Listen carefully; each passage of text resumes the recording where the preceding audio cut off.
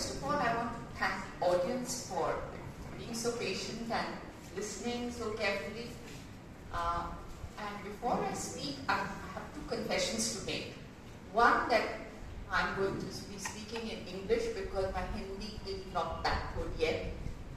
And the second thing is that I have written down something because I have so much to say that I wanted to compress it into a sort of, bring it into a framework. Bear with me.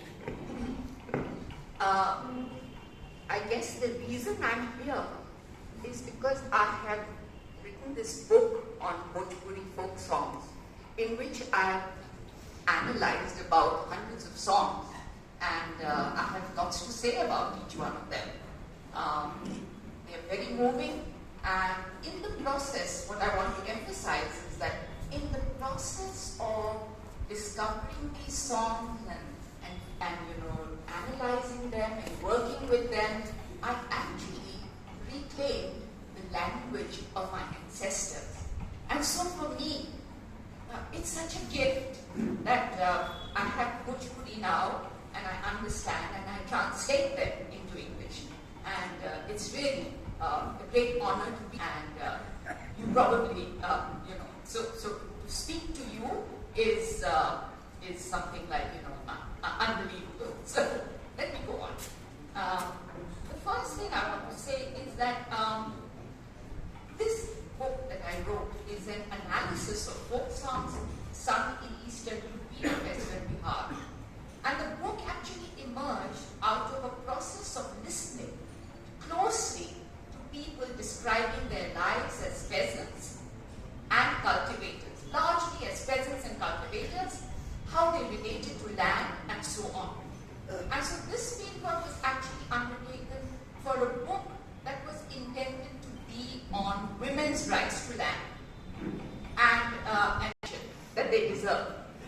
So for example, I realized that songs are remembered because of intertextual references. So when within a given culture, one song will invariably invoke several others.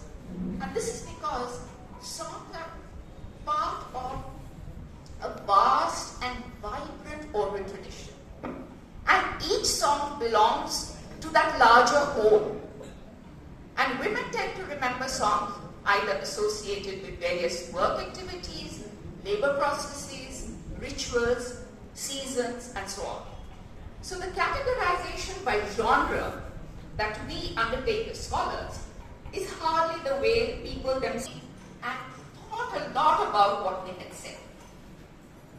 In this perspective, by treating songs as well as the entire range of people's narratives as anthropological artifacts, I found that one may tap into a whole gamut of understandings about, for example, about patriarchy, about the caste order, about gender constructs, people's beliefs and religious practices, agricultural operations, work cultures, the history of migration from the Bhojpuri-speaking belt, and of course, the entire range of societal values and ways of thinking, feeling, being, and living within the culture.